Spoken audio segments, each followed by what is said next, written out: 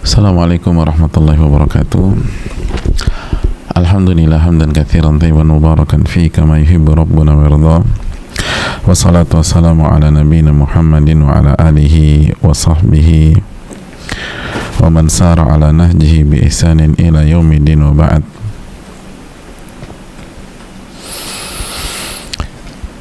Hadirin yang Allah muliakan, kembali kita bersyukur kepada Allah Subhanahu wa taala yang kembali mempertemukan kita di kesempatan yang berbahagia ini dalam rangka meningkatkan iman kita dan ketakwaan kita kepada Allah Subhanahu wa taala, dalam rangka menjaga kita dari dosa dan kemaksiatan, dengan kita diberikan taufik untuk menuntut ilmu, untuk belajar dan berusaha mengamalkan apa yang kita pelajari.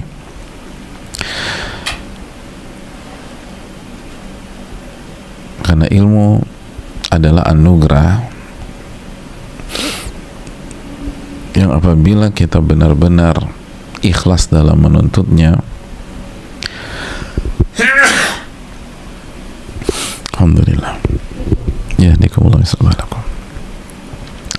Apabila kita benar-benar ikhlas dalam menuntutnya, Allah akan memberikan pertolongannya kepada kita dan menghilangkan kesulitan yang kita alami.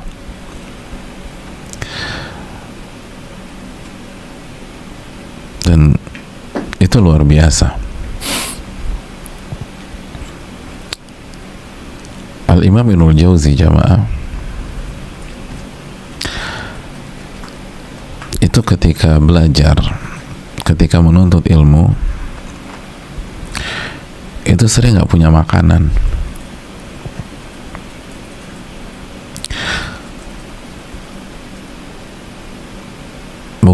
Bukan sebatas usahanya atau usaha seseorang itu jatuh, omset rugi dan seterusnya. Banyak di antara orang pada hari ini itu di triwulan sekarang ruginya miliaran, tapi dia masih bisa makan enak. Al-Imam Al-Jauzi pada saat itu beliau mengatakan, wa kuntu usbihu wa laysa li ma'kal. Aku tuh waktu menuntut ilmu sering memasuki waktu pagi dan aku nggak punya makanan. Wa umsi wa laysa li ma'kal. Dan begitu juga di sore hari, aku nggak punya makanan yang bisa aku makan. Jadi nggak punya uang sama sekali.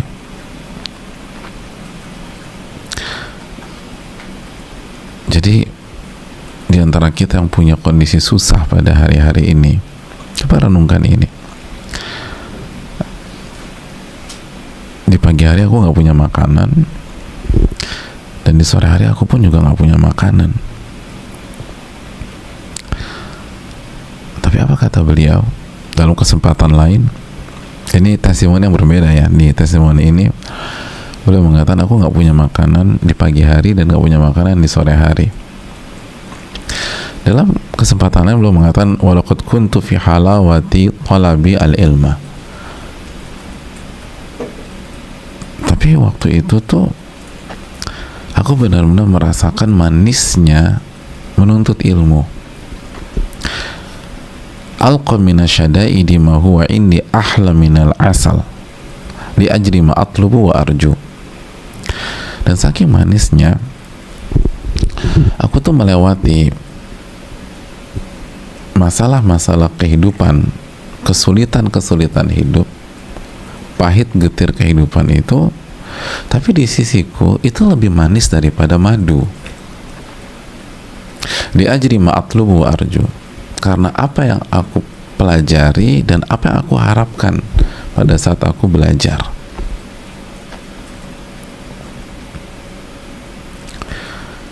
Jadi kondisi nggak punya makanan di pagi dan sore hari itu bagi Al-Imam Ibnul Jauzi, hari-hari itu tuh manis banget, lebih manis daripada mencicipi madu. bisa gitu ya orangnya, nggak punya duit, nggak ada makanan, tapi hari-hari itu dilalui dengan rasa senang, bahagia, manis, dan lebih manis daripada madu. Dan ini bukan hoax, ini bukan hiperbola, ini bukan kebohongan. Mereka nggak ada gunanya bagi mereka mengatakan kebohongan seperti ini. Mereka nggak cari ridho manusia. Mereka sampaikan apa yang mereka rasakan, dan itu real. Dan kalau kita nggak pernah merasakannya atau nggak kebayang gimana rasanya, bukan berarti itu nggak ada. Bukan berarti itu nggak ada. Sebagaimana sebagian orang itu nggak ngerti ada iPhone 11, tapi bukan berarti iPhone 11 itu nggak ada. Kan demikian kata para ulama, adamul ilmi bisyai la yastalzim al ilma bil adam. Ketidaktahuan Anda bukan berarti sesuatu itu pasti nggak ada, cuman Anda belum tahu aja. Jadi ketidaktahuan Anda itu bukan berarti sesuatu itu pasti nggak ada. Ada banyak hal yang kita nggak tahu padahal itu ada. Nah begitu juga ketika kita belum pernah sampai ke derajat seperti ini, bahkan jangankan menghadapi rasa lapar, ngajinya aja ngantuk gitu loh. Jadi jangankan rasa lapar, rasa sulit, nggak punya duit, pas belajar aja malas. Aduh ngantuk banget nih, anak mau tidur dulu. Ini ada kajian, nanti lihat rekamannya aja. Ketika kita masih berada di level ini, bukan berarti ini level paling tinggi di dunia ilmu dan nggak ada level di atas kita.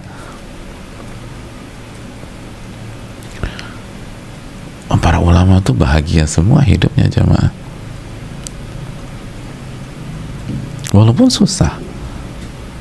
Itu kata Imam Ibnul Jauzi, beliau menceritakan kenyataan yang beliau alami. Itu kalau aku belajar tuh manis banget, sampai itu kesulitan hidupku itu bagiku lebih manis daripada madu. Mungkin madunya di Imam Ibnul Jauzi pahit kali Pak Ustadz. Enggak, manis. Ya ada madu pahit tapi ada madu manis juga. Oleh karena itu ini yang perlu kita renungkan. Lihat rahasianya, li ajri ma atlub wa arju. Karena apa yang aku pelajari dan apa yang aku harapkan dari itu. Jadi karena ilmu dan karena keikhlasan yang beliau sedang perjuangkan. Makanya ketika aku ngantuk terus ya Ustadz ya, coba evaluasi keikhlasan kita dan betapa dan seberapa semangatnya kita dalam belajar.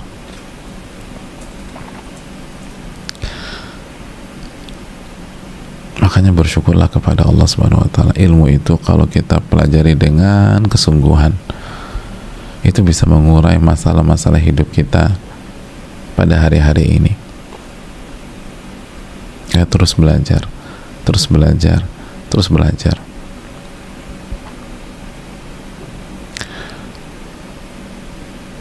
Al-Imam An-Nasafi, salah satu ulama Hanafiyah, ulama madhab Hanafi, itu pernah beliau lagi kesulitan uang, kesulitan yang sangat berat, ada masalah keluarga juga. Itu dengan mengingat ilmu, beliau termenung, terus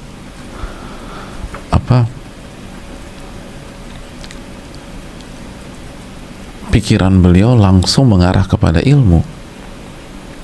Itu beliau langsung senyum, senang, bahagia. Bahkan beliau saking bahagianya seperti pendukung sepak bola merayakan gol kesebelasan kesayangannya.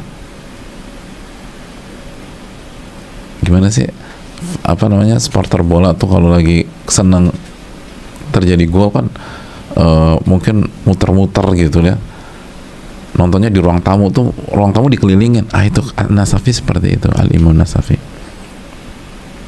Terus beliau bilang begini, ainal muluk wa abnaul muluk, ainal muluk wa abnaul muluk, wa ainal muluk wa abnaul muluk. Mana para raja dan para pangerannya? Mana para raja dan para pangerannya? Kemana para raja dan para pangerannya? Maksudnya apa? Mereka mungkin boleh punya harta, mereka mungkin boleh punya kekuasaan, mereka mungkin bisa punya segala macam, tapi mereka nggak akan pernah merasakan apa yang saya rasakan kalau mereka tidak berinteraksi dengan ilmu. Istrinya lihat, bingung istrinya nih, kenapa nih suami aku nih tiba-tiba cingkrak-cingkrak begitu, nanya, ada apa sih? Iya tadi tuh saya, kan kamu tahu kita lagi ada masalah besar, terus saya ingat ilmu, saya senang. Fata'ajabat, bingung istrinya, kok bisa kayak begitu? Tapi bisa kejadian, ini bukan fix, ini real. Adapun kita pernah ngalamin nggak pernah ngalamin itu urusan lain, tapi mereka ngalamin. Kenapa? Karena mereka jujur sama Allah. Bisa gitu tuh. Lagi sulit nggak punya duit. Al-Imam An-Nasif itu salah satu ulama yang fakir, miskin. Keluarganya banyak. Gitu. Ingat ilmu, senang hatinya. Tenang. Ya kan ingat, arti ilmu itu apa sih? Arti ilmu kan qala Allah, qala Rasul. Firman Allah dan hadis Nabi. Ya kalau orang benar-benar cinta kepada Allah, masa nggak senang ketika mengingat firman-firmannya? Kan itu poinnya. Karena itu ini yang perlu kita camkan jamaah sekalian. Maka bersyukurlah ketika kita dituntun untuk menuntut ilmu. Ini real, apalagi dengan kondisi sekarang. Pandemi belum berakhir, bahkan angka terus naik. Orang akan sampai titik jenuh hadirin kalau tidak diisi dengan ilmu, tidak diisi dengan firman Allah dan hadis Nabi SAW. Maka bersyukurlah kepada Allah. Sebagaimana jamaah sekalian, hendaknya kita selalu mengucapkan salawat dan salam kepada Rasulullah SAW. Karena barang siapa yang bersalawat kepada Nabi kita SAW sebanyak sekali, Allah akan bersalawat 10 kali. Dan itu akan berdampak besar di dalam kehidupan kita. Maka semoga salawat dan salam senantiasa tercurahkan kepada junjungan kita, Rasul kita Sayyidina Muhammadin sallallahu alaihi wasallam. Jamaah Allah muliakan, kembali bersama nasihat Nabi kita sallallahu alaihi wasallam kepada Abdullah bin Abbas. Nasihat yang sangat-sangat penting, sangat-sangat penting. Sampai-sampai sebagaimana kita jelaskan, ulama seperti Ibnu Rajab rahimahullah menulis buku khusus tentang masalah ini, atau dalam menulis buku khusus untuk mensyarah hadis ini, seratusan halaman. Dan Al-Imam Ibnul Jauzi itu pernah mengatakan dalam kitabnya Sayyid Al-Khatir, tadabbartu hadzal hadits fadahashani wa kitu atish. Aku tuh mentadaburi hadis ini dan benar-benar menakjubkan diriku. Benar-benar hadis ini tuh menakjubkan diriku. Senang ulama tuh belajar ini. Makanya beliau juga mengatakan wa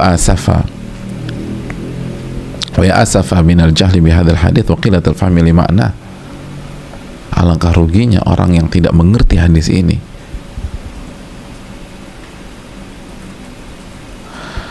dan tidak mengerti dalam terhadap makna hadis ini. Rugi, kata para ulama, rugi. Ini pesan-pesan besar dari Nabi SAW ke Ibnu Abbas dan kepada kita semua. Dan pesan yang pertama adalah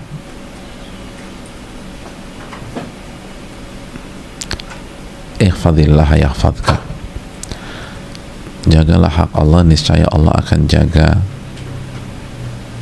engkau, wahai Abdullah bin Abbas. Jagalah hak Allah, niscaya Allah akan jaga dirimu. Niscaya Allah akan jaga dirimu. Pada pertemuan yang lalu kita sudah jelaskan bahwa untuk mendapat penjagaan dari Allah, caranya adalah dengan menjaga hak Allah, dengan menjaga hak Allah. Itu caranya. Nah, pada kesempatan kali ini jamaah, timbul pertanyaan, gimana sih Allah jaga kita? Bentuknya tuh kayak apa? Apa yang Allah jaga dari kita? Dan ini penting.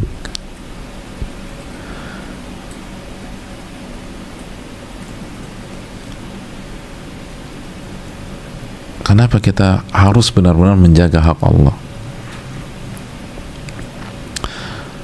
Karena sekali lagi, salah satu yang membuat kita hancur di dalam hidup ini bukan karena ujiannya jamaah, bukan karena beratnya kesulitan, tapi karena kita tidak tahu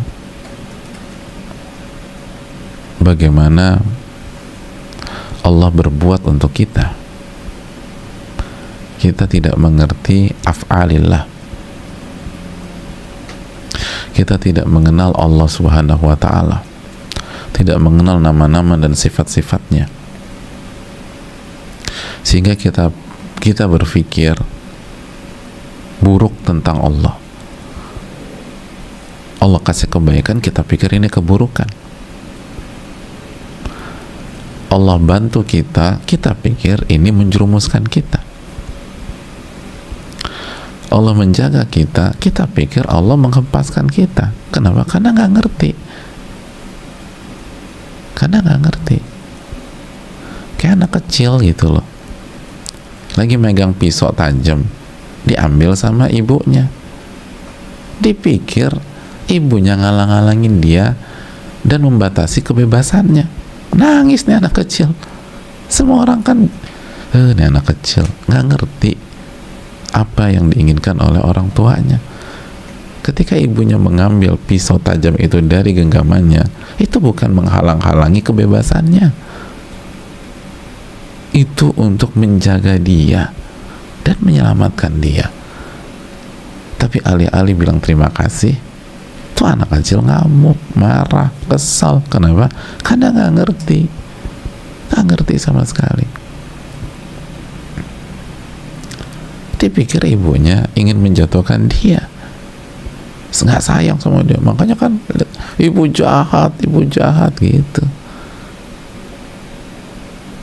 Pernah ngelihat anak kecil nangis marah-marah ke ayahnya atau ke ibunya keluar dari toko mainan karena nggak dibeliin mainan? Ibu pelit. Padahal ibunya pelit. Kok ibunya pelit? Padahal ibunya itu ingin mendidik dia agar nggak manja dan nggak memberikan seluruh keinginannya. Karena kalau seluruh keinginannya dipenuhi, rusak nih anak ke depan. Nah itu. Tapi karena si anak kecil belum ngerti, dipikir ibunya pelit. Masya Allah. Falillahil mathalul a'la. Apalagi Allah subhanahu wa ta'ala. Kita nggak ngerti gimana Allah jaga kita. Kita pikir Allah nggak pernah jaga kita. Kita pikir Allah tinggalin kita. Padahal ini sebuah kaidah yang jelas dari Nabi SAW. Ihfadillah yahfadka. Jagalah hak Allah, niscaya Allah pasti jaga kamu. Pasti, udah nggak mungkin enggak. Pasti. Tapi kita nggak ngerti seringkali gimana Allah jaga kita. Makanya kita, atau kok sebagian kita marah sama Allah subhanahu wa ta'ala, ngancem Allah subhanahu wa ta'ala.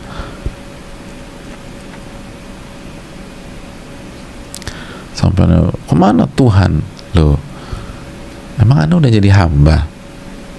Kita aja sholatnya berantakan, doanya juga suka lupa, kalaupun baca doa nggak mentadaburi, begitu ada masalah nyalain Allah subhanahu wa ta'ala. Ini manusia itu zuluman jahula, kan gitu ya, zuluman jahula, zolimnya minta ampun, bodohnya luar biasa. Akhirnya begini deh. Makanya ini jamaah sekalian harus kita renungkan. Nah, pada kesempatan kali ini, gimana nih bagaimana Allah melindungi kita dan menjaga kita? Hadirin Allah muliakan, Dan ini kelanjutan pertemuan kita yang sebelumnya ya. Secara garis besar, Allah itu menjaga kita dari dua sisi. Dari dua sisi.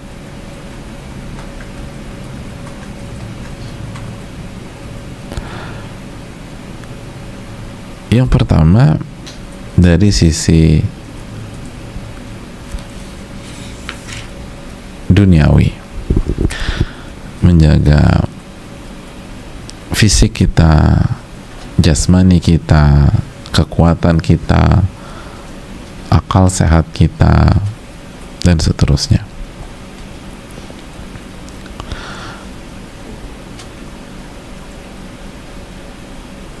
Menjaga kita, bahkan bukan hanya kita, jamaah, ini penting sekali nih poin, bahkan menjaga keturunan-keturunan kita,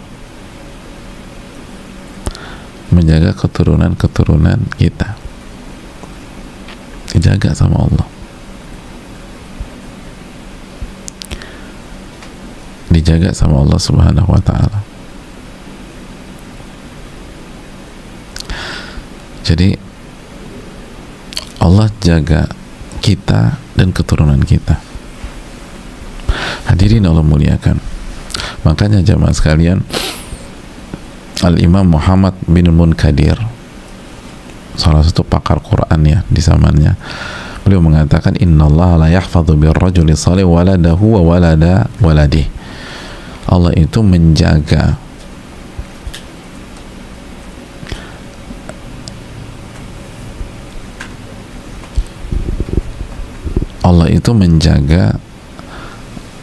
para anak dan cucu itu karena kesolehan orang tersebut. Jadi Allah menjaga anaknya, dan nanti Allah akan jaga cucunya. Gitu. Allah akan jaga anaknya, Allah akan jaga cucunya. Makanya Umar bin Abdul Aziz tuh mengatakan, ma min mu'minin yamutu illa hafidhahullahu fi aqibih wa aqibi aqibih. Umar bin Abdul Aziz mengatakan, tidaklah seorang mukmin, orang yang beriman, yang bertakwa, yang menjaga hak Allah itu meninggal, kecuali Allah akan jaga keturunannya dan keturunan-keturunannya. Masya Allah. Menjaga keturunannya dan keturunan-keturunannya. Gitu jemaah. Makanya kita nih, kalau benar-benar kita sayang sama anak kita, kita sayang sama cucu kita sayang sama cicit kita, solusinya bukan ke akad riba misalnya, solusinya bukan ke akad goror, solusinya jaga hak Allah Subhanahu wa ta'ala. Gitu. Solusinya jaga hak Allah. Jadi banyak orang tuh karena sayang pengen ngejagain masa depan anaknya gitu ya, akhirnya larinya ke akad riba jamaah, larinya ke akad goror, atau sebagian orang larinya ke sibuk di luar, workaholic, yang lupa terhadap hak istri dan anak-anak. Kamu kan udah janji sama si kakak mau olahraga di hari Ahad pagi ini ya, tapi kan aku harus kerja, kan uangnya buat kamu dan anak-anak juga tuh kan kakak harus kuliah nanti, kita harus cari duit. Bener, tapi nggak punya waktu gimana? Ada banyak cara Allah jaga anak-anak kita jika kita bertakwa dan menjaga hak Allah Subhanahu wa ta'ala. Jadi solusinya adalah fa'atiqu ladzi haqqin haqqo, jaga hak Allah, lalu jaga hak semua pihak. Nanti Allah jaga deh. Allah jaga. Kita nih hanya pakai logika. Dan lucunya kita juga bukan orang paling hebat logikanya di Indonesia, tapi kayaknya wah harusnya begini. Belum tentu, Mas. Dulu fisika juga dapat 4 kita. Ya bukan kita sih, mungkin sebagian kita. Saya mungkin. Jadi udahlah, jangan merasa sok pintar, itu poinnya. Kalau memang sayang sama anak, cucu, jaga hak Allah. Jadi bukan hanya kita yang dijaga, kita, anak-anak kita, cucu kita, cicit kita. Makanya hadirin Allah muliakan, Sa'id bin Musayyib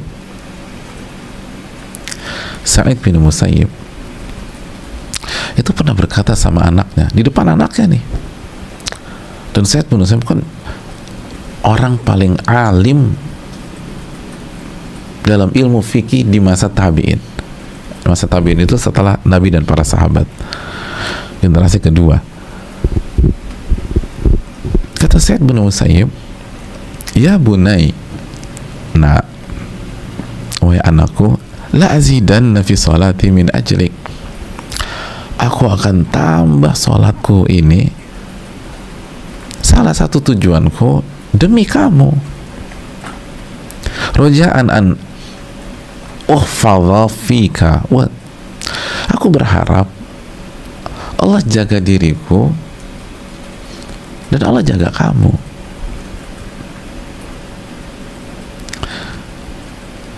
Jadi bahasa kita, ayah ini ibadah, jungkir balik, salah satu tujuannya agar Allah jaga kalian gitu, Allah jaga kamu. Pernah nggak kita berpikir demikian? Apalagi kita punya anak banyak, mikir gimana dijaga nih anak-anak. Susah hadirin.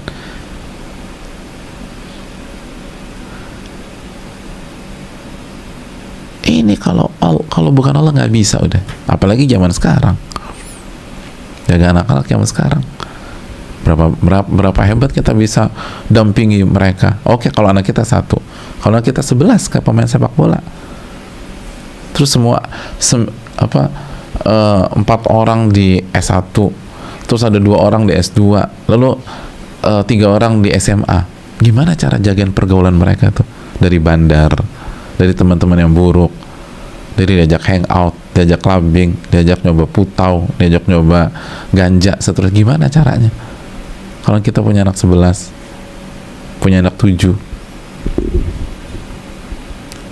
udah gitu mereka pintar-pintar, lebih cerdas dari kita. Tenang Pak Ustadz, aku akan ngelihat handphonenya. Gimana lihat handphonenya? Uang passwordnya aja nggak bisa buka kok. Pintaran anak kita daripada kita. Ini gimana sih? Buka handphone kita aja minta tolong mereka. Nah, sini. Ini gimana nih handphone ayah nih? Kok nggak bisa? Ya Allah ayah, jadul amat. Gini ya, gitu loh. Itu pakai fingerprint, itu ayah tinggal tempelin jempol ayah ke sini. Oh iya bisa. Jadi hadirin Allah muliakan, canggihan mereka seringkali. Terus gimana kita jaga? Ihfadillah yahfadka. Jadi bukan hanya kita dijaga, keluarga kita dijaga sama Allah, keluarga kita dijaga. Dan inilah firman Allah Subhanahu wa ta'ala dalam surat Al-Kahfi itu loh yang terkenal, kisah Nabi Musa dan Nabi Khadir, ayat ke-82, ketika Allah SWT memerintahkan Nabi Khadir untuk merenovasi rumah 2 anak yatim itu. Kenapa sih hadirin? Kenapa Nabi Khadir membangun kembali, merenovasi rumah tersebut gratis, free? Karena kan kita tahu bahwa di bawahnya itu ada harta yang Allah peruntukkan untuk mereka nanti. Dan kenapa Allah jaga banget nih 2 anak yatim? Allah jelaskan dalam ayat tersebut, wa kana abuhuma salihah wa ammal jidaru fakana ligulamaini yatimaini fil madinah. wa kana tahtahu kanzun lahuma wa kana abuhuma salihah fa arada rabbuka an yablugha ashuddahuma wa yastakhrija kanzahuma rahmatan min rabbik wa ma fa'altuhu an amri dzalika ta'wilu ma lam tastati' alaihi sabra. Yang artinya Allah Subhanahu wa taala menyatakan,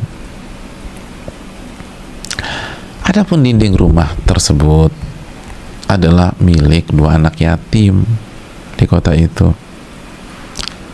Nah, di bawahnya itu ada harta benda simpanan buat mereka berdua. Nah, ini poinnya. Wa kana abuhuma shalihah. Ayahnya ini orang soleh. Nah, karena ayahnya orang soleh, Rabbmu itu ingin supaya mereka tetap stay di rumah itu sampai mereka dewasa. Nanti mereka temukan tuh simpanannya. Karena kalau rumahnya rubuh, hancur dan nggak direnovasi, nama juga anak kecil, anak yatim, mereka pergi tuh ke yang lain, hilang deh kesempatan atau hilang mereka dapat simpanan itu. Dan ini rahmat dari Rabbmu, dan bukan aku yang melakukannya karena kemauanku sendiri. Aku hanya disuruh sama Rabb kita, sama Allah. Inilah alasan perbuatan hal-hal yang kamu tuh nggak sabar ngelihatnya karena kamu nggak tahu ilmunya. Jadi Allah jaga tuh anak yatim karena bapaknya soleh, dijaga sama Allah Subhanahu wa taala anaknya. Subhanallah. Wa kana abuhuma shalihah, bapaknya soleh. Dan yang menariknya adalah keterangan sebagian ulama seperti Abdullah bin Abbas. Abdullah bin Abbas itu mengatakan apa jemaah? Oh, ternyata wa kana abuhuma shalihah, bapaknya nih soleh, ini bukan bapak langsung, tapi bapak ketujuh ke atas. Bapak ketujuh. Oh ya, mungkin ini ya, di Indonesia itu ada istilah kayak 7 turunan. Nah, itu kayak 7 turunan tuh. Ini bapak yang ketujuh. Jadi bukan bapak langsung. Jadi Allah jaga sampai keturunan ketujuhnya. Nah, kita kan nggak mikir ke sana. Makanya kita kalah dengan hawa nafsu kita,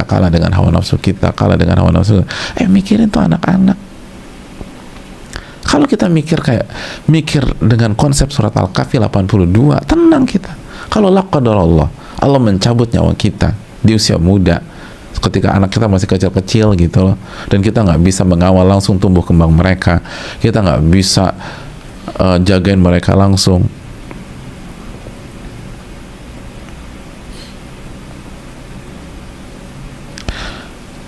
Hadirin Allah muliakan, tapi kita punya Allah Subhanahu wa ta'ala. Kita punya Allah Subhanahu wa ta'ala.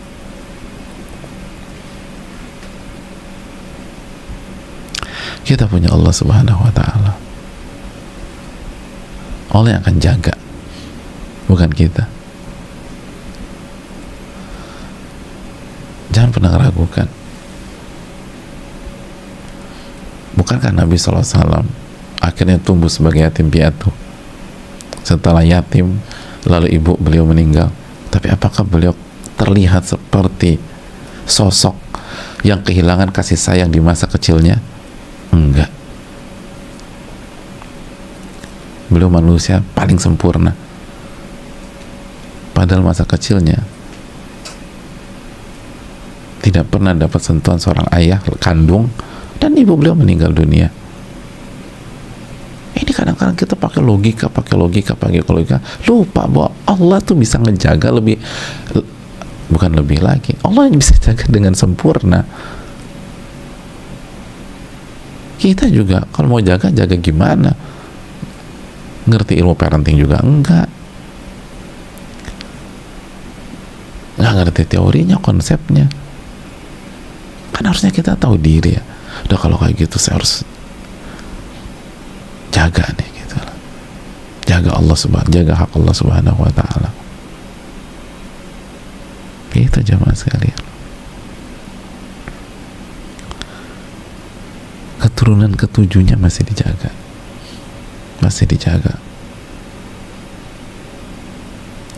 Itu dikatakan Umar bin Abdul Aziz. Ini ayat yang dibawakan oleh, yang dijadikan pegangan oleh Sa'id bin Musayyib tadi, oleh Muhammad Munkadir tadi, dijaga.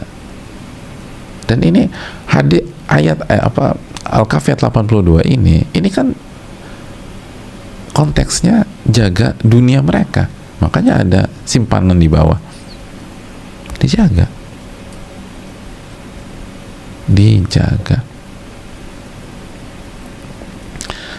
sama Allah Subhanahu wa ta'ala.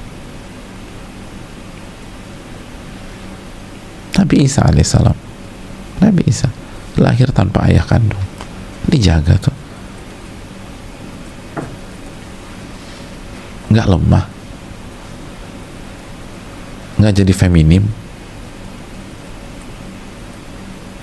Kenapa? Dijaga sama Allah. Berani, padahal nggak ada ayah kandung. Beda dengan banyak anak, ketika hanya diasuh ibunya, jadi kehilangan sisi maskulinnya.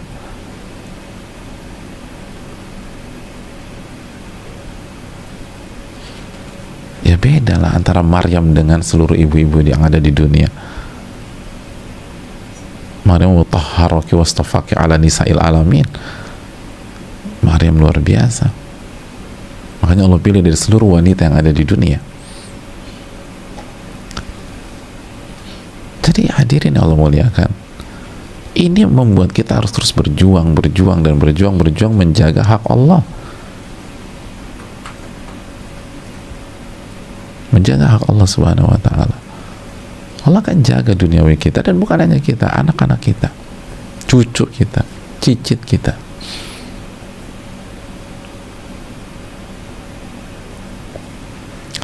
Itu yang perlu kita camkan. Hadirin yang semoga Allah muliakan, dan tidak berhenti sampai di situ.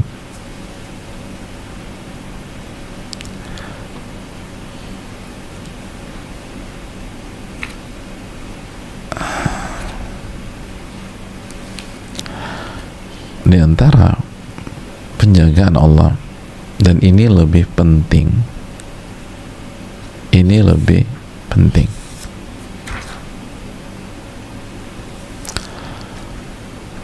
Allah jaga agama seorang hamba, dan Allah jaga iman seorang hamba tersebut.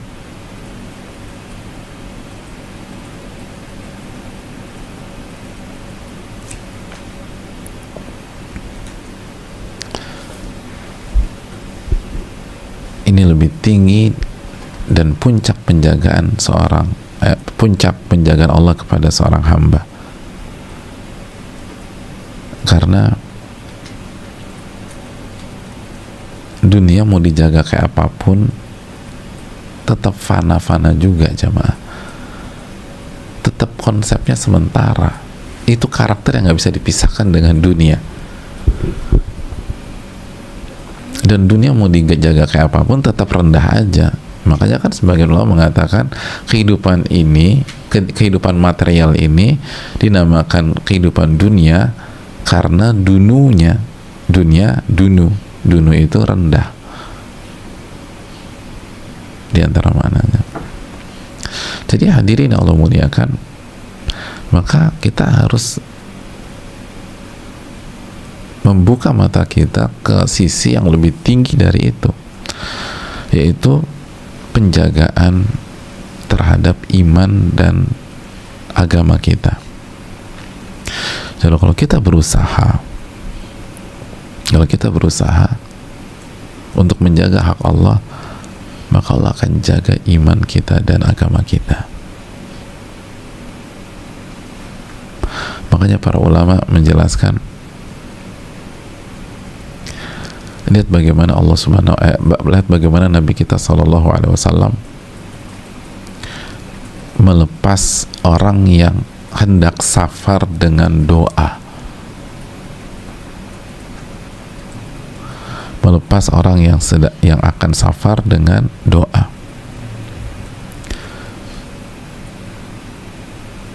Hadirin yang Allah muliakan, dalam hadis riwayat Imam Ahmad, Tirmidzi, An-Nasa'i, Hakim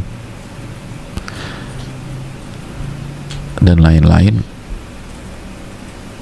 Nabi berdoa apa kepada orang yang mau safar? Astaudiullaha dinak wa amanatak wa khawatima amalik. Astaudiullaha dinak, aku titipkan kepada Allah. Apa yang dititipkan? Duit, fulus, kesehatan, dinak, agamamu. Ini orang mau safar nih, mau pergi. Lalu Nabi bacakan doa, dan ini yang hendaknya kita bacakan kalau ada orang mau safar. Aku titipkan agamamu. Jadi aku titipkan kepada Allah agamamu, agama, lihat, wa amanatak, dan amanatmu, wa khawatima amalik, dan akhir dari amalmu. Masya Allah, lihat, dalam jamaah. Oh dalam. Kita orang mau safar, sebagian kita hanya mikir bekal aja. Bawain bekal, nasi uduk, gitu. Rendang biasanya, rendang udah favorit banget ya orang safar tuh, rendang. Terus apa lagi? Teri asin, waduh masya Allah. Sambal ya, aduh, apalagi keluar negeri, sambal harus ada. Susah nyari sambal di luar. Tapi Nabi SAW, astaudiullah dinak wa amanatak wa khawatima amalik, aku titipkan kepada Allah agamamu, amanatmu, dan akhir dari amal-amalmu. Dan dalam riwayat Nabi mengatakan, innallaha idza stauda'a syai'an hafizah. Allah, atau innallaha idza istaudi'a syai'an hafizah. Ustudi'a syai'an hafizah. Allah itu kalau dititipin sesuatu, Allah akan jaga sesuatu tersebut. Ya Allah lah. Allah tuh kalau dititipin sesuatu, Allah akan jaga. Jadi ketika kita doakan, aku titipkan kepada Allah agamamu, Allah akan jaga agama. Makanya nih khususnya buat orang tua nih, ketika anaknya pamit mau kuliah di luar daerah, mau kuliah di luar negeri, doa ini yang dibaca. Doa ini dibaca biar dijaga sama Allah di sana. Nggak hafal Pak Ustadz, ya Allah, nyontek aja. Ini kan bukan ujian Eptanas. Nyontek aja baca. Airport tuh baca, astagfirullah dinak wa amanatak wa khawatima amalik. Gitu. Dari hati, apalagi orang tua yang baca ya. Orang tua yang baca tuh. Apalagi mau di airport mau lepas anak sambil nangis. Waduh, insya Allah deh. Insya Allah. Kalau udah dari hati itu doa, Allah akan ijabah insya Allah. Allah pasti ijabah. Dari dalam hati. Baca.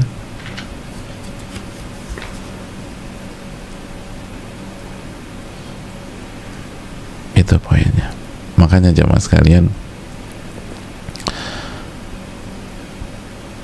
sebagian atau ada seseorang di masa ulama klasik, kata para ulama, kata Ibnu Rajab, itu berkata kepada saudaranya, ini di era klasik, di era sahabat tabi'ut tabi'in, ya akhi, la tas'al an hifdhihi walakin kul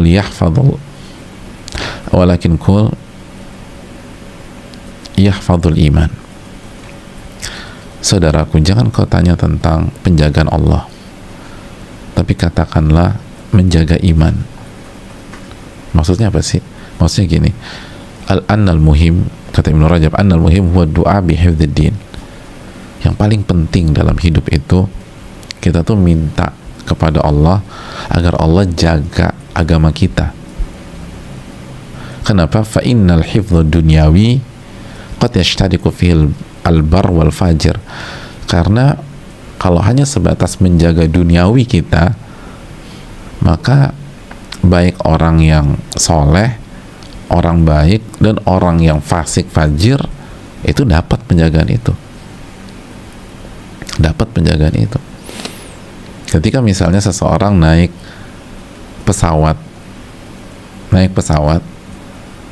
berangkat dari Jakarta tengah malam, lalu landing di Dubai selama 7 atau 8 jam perjalanan, dan landing di Dubai dengan selamat, maka berarti apa?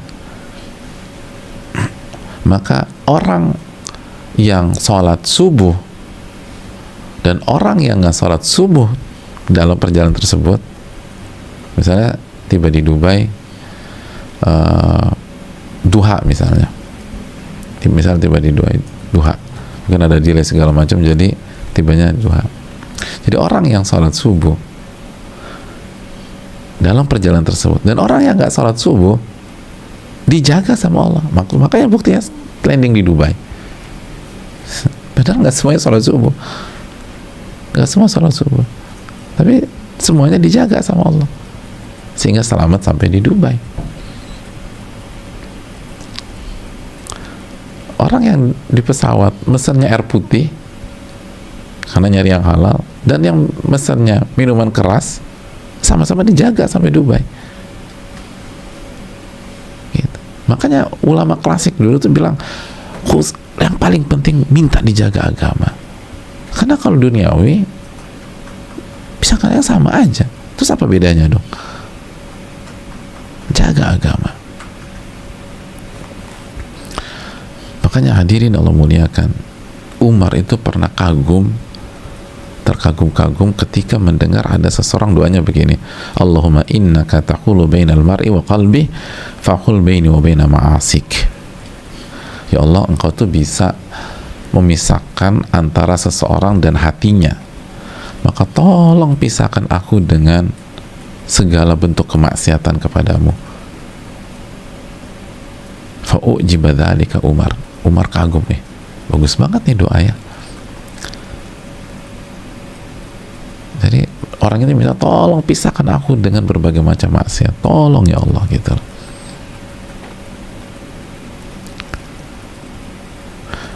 Itu hadirin. Makanya itu kan yang menjadi, atau salah satu faktor yang membuat Nabi Yusuf sangat luar biasa. Karena Allah jaga Nabi Yusuf. Allah jaga Nabi Yusuf dari segala keburukan. Dan kita bisa lihat dalam firman-Nya surat Yusuf ayat 24. Surat Yusuf ayat 24, kadzalika linasrifa anhu as-su'a wal fahsya innahu min ibadina al-mukhlasin. Dan demikianlah kami memalingkan darinya kemungkaran dan kekejian. Sesungguhnya Yusuf itu termasuk hamba-hamba kami yang ikhlas. Nah, konteks, coba kita lihat ayat ini. Ini konteksnya dijaga dari apa? Dari kemiskinan. Walaqad hammat bihi wa hamma biha laula an ra'a burhana rabbi. Wanita itu, istri Al-Aziz, udah pengen saling sama Nabi Yusuf, dan Yusuf punya hasrat dengan wanita. Kalau saja Nabi Yusuf tidak melihat tanda dari Rabb-nya, dijaga sama Allah, dijaga.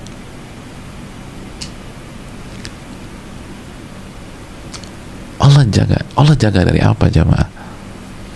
Terus juga kalau kita baca ceritanya, akhirnya Nabi Yusuf dipenjara.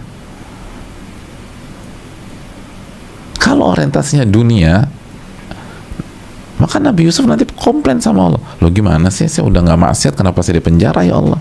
Sebagaimana kita kan suka komplain gitu, kan saya udah hijrah, kenapa saya dimiskinkan? Loh, karena nggak ngerti apa yang menjadi hakikat penjagaan. Ada banyak, Ustaz, anak udah berhijrah 1-2 tahun, tapi kenapa masih belum kaya-kaya juga? Memang yang parameter adalah kekayaan. Tetapi Yusuf dijaga dari maksiat, itu yang paling penting. Dijaga agamanya, dijaga agama, walaupun harus mendekam di penjara, walaupun harus meninggalkan semua fasilitas di rumah tersebut, walaupun harus tidur di dalam sel penjara yang, hadirin, sel penjara hari ini aja nggak enak banget, apalagi di zaman Nabi Yusuf. Bayangin gimana kondisi penjara pada hari itu.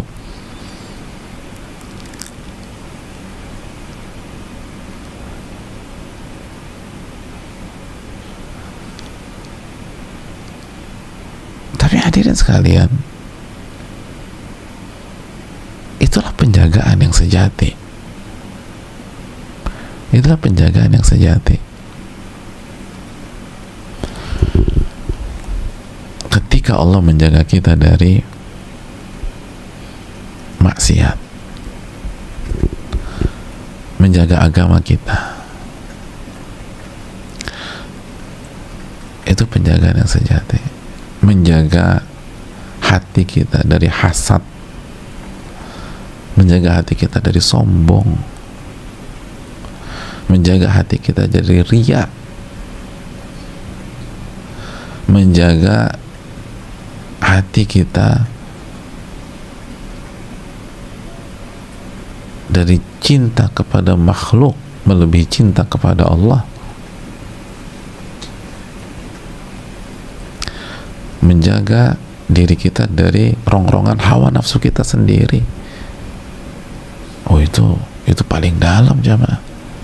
Itu penjagaan yang paling penting. Menjaga hati kita dari terfitnah dengan dunia,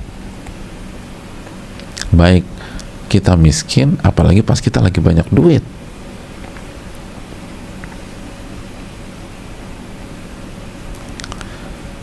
Ini yang paling penting.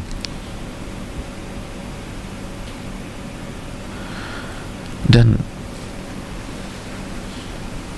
ketika Allah menjaga kita dari maksiat, itulah penjagaan yang sebenarnya.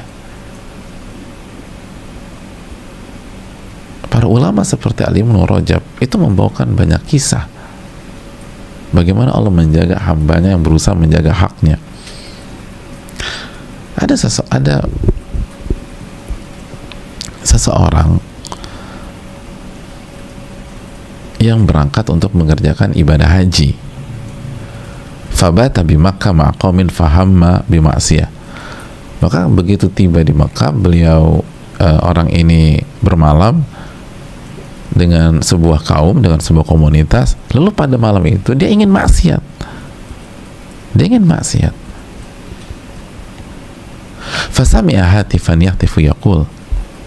Itu ketika dia ingin maksiat, tiba-tiba dia dengar ada orang berteriak di dekat di telinganya, wailaka alam tahujja, celaka engkau kan kesini mau haji bukan mau maksiat. Fa'asimahu mimma hamma bi. Itu beliau langsung terkejut, dia sadar, dan Allah jaga dia dari keinginannya maksiat. Itu kayak ada orang teriak, celaka engkau kan kesini mau haji bukan mau maksiat, ini Mekah. Sadar, Allah jaga. Allah jaga.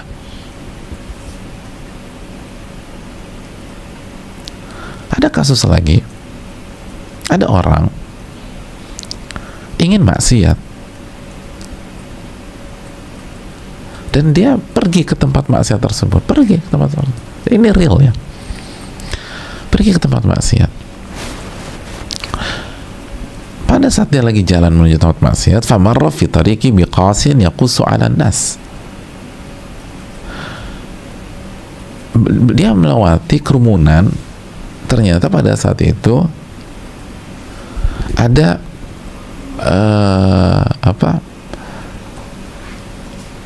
ada public speaker kalau bahasa kita yang sedang bicara di hadapan manusia, pinggir jalan bicara, kasih nasihat atau bicara atau motivasi dan seterusnya. Mungkin kalau di Jakarta atau kultur kita nggak begitu ya, tapi kalau di luar sampai sekarang kan masih ada. Tiba-tiba orang ngumpulin orang pinggir ada kerumunan, kita lagi jalan, orang bicara. Fawaqafa ala halaqatihi, lalu dia tertarik, ini orang bicara apa? Gue mau dengerin ah. Dia mau dengerin tuh, berhenti deh. Ingat dia mau maksiat. Fasami'ahu, lalu dia dengerin. Yaqulu, tiba-tiba public speakernya itu mengatakan, ayyuhal hamu bil ma'siyah, amma alimta anna khaliqal himmah muttaliun ala himmatik. Wahai orang yang ingin maksiat hari ini, saat ini, tidakkah engkau mengetahui bahwa pencipta hasratmu itu mengawasi hasratmu tersebut? Jadi tiba-tiba public speaker itu bilang, wahai yang ingin maksiat detik ini, tidakkah engkau tahu bahwa pencipta hasratmu itu mengawasi hasratmu? Itu kaget dia, karena seakan-akan public speaker itu bicara langsung dengan dia. Lalu dia pingsan, kaget pingsan dia. Lalu ketika dia bangun, dia tobat kepada Allah Subhanahu wa Ta'ala. Itu salah satu cara penjagaan Allah loh. Bisa gitu. Padahal public speakernya nggak bicara tentang apa-apa, tiba-tiba langsung kayak nembak gitu loh. Pasti lagi itu, wah yang ingin maksiat, kaget dia. Dan itu kan real. Seperti salah satu jamaah waktu kita kajian Sabtu malam kan pernah menyampaikan pengalamannya. Salah satu jamaah kita diajak temennya ke hiburan malam, pas mau masuk kan tiba-tiba ada orang nyamperin dia, dan orang itu bilang jangan bergaul sama dia, nggak baik. Kalau nggak salah gitu kan ya. Tiba-tiba, dan yang disamperin cuma dia doang, yang temennya nggak disamperin. Yang disamperin cuma dia doang. Jangan bergaul sama mereka nggak baik. Dan dia langsung kaget tuh, itu bentuk penjagaan dari Allah. Dan kita mungkin punya pengalaman seperti itu. Itu lebih penting daripada dijaga cash flow kita jamaah. Lebih penting daripada dijaga bisnis kita duniawi semata. Itu kita dijaga dari maksiat.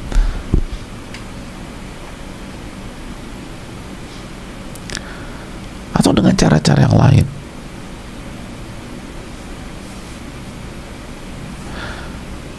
Ada kasus, ada anak remaja udah pengen maksiat di rumahnya, orang tuanya keluar kota. Kami kok keluar kota, kamu di rumah aja. Dia udah rencana maksiat. Mungkin dia mau undang teman perempuannya ke rumahnya kosong. Tiba-tiba tantenya datang. Loh kok tante datang? Iya, bisa tante pikir kan kamu sendirian di rumah. Kesian. Orang papa mama kamu kan keluar negeri. Jadi tante selama mereka pergi, tante di sini deh. Tante udah telepon sama mama kamu, katanya nggak ada masalah, malah seneng. Gagal deh akhirnya tuh maksiat malam itu. Tantenya datang nginep situ. Itu penjagaan Allah biar kita gak maksiat. Tapi dulu aku berantakan juga sholatnya Ustaz. Lu bisa jadi bukan kamu, orang tua kamu tuh rajin tahajud. Jadi Allah jaga kamu tuh gara-gara orang tua kamu. Orang tuamu yang doa, yang nangis di waktu malam. Pergi. Allah lihat kamu, kalau mereka pergi kamu maksiat. Kamu party lah di rumah, atau bawa perempuan lah ke rumah. Udah gerakin tante kamu. Dan ini kejadian. Jadi kadang-kadang, enggak, gue kan gak soleh dulu. Ya bukan Anda yang soleh, orang tua Anda mungkin soleh.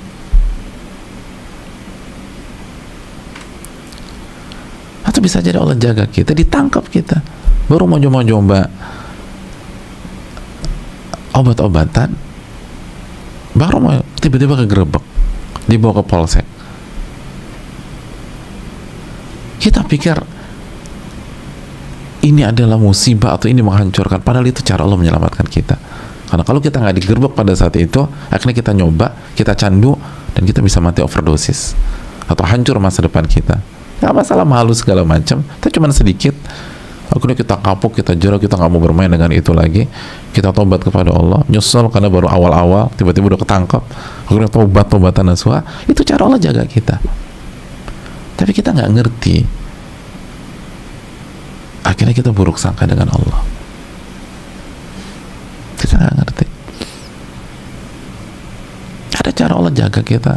Kita dibuat bercerai, atau kita dikhianati, akhirnya bercerai, dan bagaimana?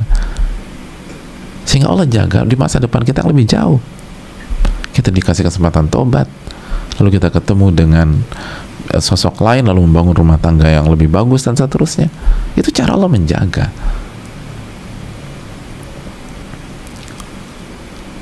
Itu cara Allah menjaga kita. Makanya jamaah sekalian, fokus ke kotak kita lah, jaga hak Allah, maka insya Allah akan jaga kita. Dan Allah tuh Al-Alim, Allah maha mengetahui. Jadi Allah bisa menolong kita atau menjaga kita dari cara yang nggak pernah kita pikirkan sama sekali. Wa yarzuqu min haitsu la yahtasib, dari arah yang nggak pernah kita duga.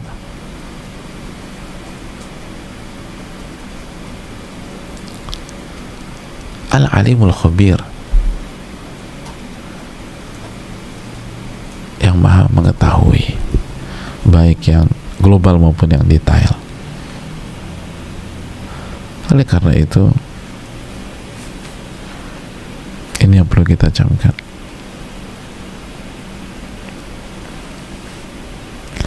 Ini yang perlu kita cermati. Allah Ta'ala alam bisawab. Jadi Allah menjaga secara duniawi, dan yang lebih penting Allah menjaga agama kita, menjaga agama kita. Dan caranya macam-macam Allah jaga agama kita. Caranya macam-macam.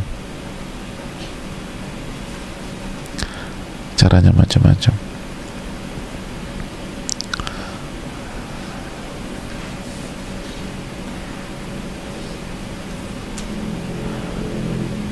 Caranya macam-macam. Ada kasus, ada seorang anak ikut seleksi agar bisa dipilih mengikuti kompetisi di sebuah negeri, dan dia percaya diri dia akan berhasil mengikuti seleksi tersebut, fit and proper itu, sehingga bisa menjadi peserta di kompetisi itu. Ternyata di hari H dia disingkirkan karena nepotisme. Ada peserta lain yang punya hubungan bagus dengan panitia seleksi tersebut, akhirnya dia dicoret, padahal secara kemampuan dia berhak, akhirnya dicoret. Sedih banget dia tuh. Berangkatlah itu tim yang dipilih ke kompetisi itu, dan ternyata yang namanya kompetisi di luar bebas. Ini anak-anak remaja nggak bareng orang tuanya. Akhirnya siangnya kompetisi, malamnya kehidupan malam, zina di sana. Pulang cerita, oh kita zina segala macam. Dan akhirnya orang ini ngerti kenapa dia dicoret dengan cara yang menyakitkan versi dia, bukan karena skillnya, bukan karena keahliannya, tapi karena nepotisme pihak lain. Itu agar Allah jaga dia agar nggak zina di negeri tersebut, karena semua anggota tim itu zina, karena nggak ada siapa-siapa, artinya nggak ada orang tua yang mengawal, semua anak-anak muda. banyak cara Allah menjaga agama seorang hamba. Ini yang perlu kita camkan, dan ini yang harus lebih kita prioritaskan dibanding urusan duniawi kita. Karena sekali lagi mentok-mentok urusan duniawi, pertama itu tidak membedakan antara orang soleh dan orang yang fasik, dan yang kedua dijaga urusan duniawi mau sampai kapan? Itu juga ada akhirnya, ada endingnya. Itu juga kita akan meninggal juga, dan kita akan meninggalkan itu semua. Tapi kalau dijaga agama, itu akan mengantarkan kita pada kebahagiaan yang kekal abadi selama-lamanya di surga. Ini bisa disampaikan, ihfadillah yahfadka, jagalah hak Allah, niscaya Allah akan jaga Anda. Kita akan lanjutkan insyaallah hadis ini di pertemuan yang berikutnya dengan meminta pertolongan kepada Allah dan dengan segala keterbatasan kita, dan jagalah hak Allah Subhanahu wa taala. Ini nasihat untuk yang berbicara dan kita semua, dan tidak ada yang sempurna, maka segera istighfar dan taubat jika kita miss dalam masalah ini. Semoga Allah memberikan kita ilmu yang bermanfaat dan menjauhkan kita dari ilmu yang tidak bermanfaat, dan semoga Allah SWT menerima amal ibadah kita. Subhanakallah wa bihamdika asyhadu la ilaha illa anta astaghfiruka wa atubu ilaik. Assalamualaikum warahmatullahi wabarakatuh.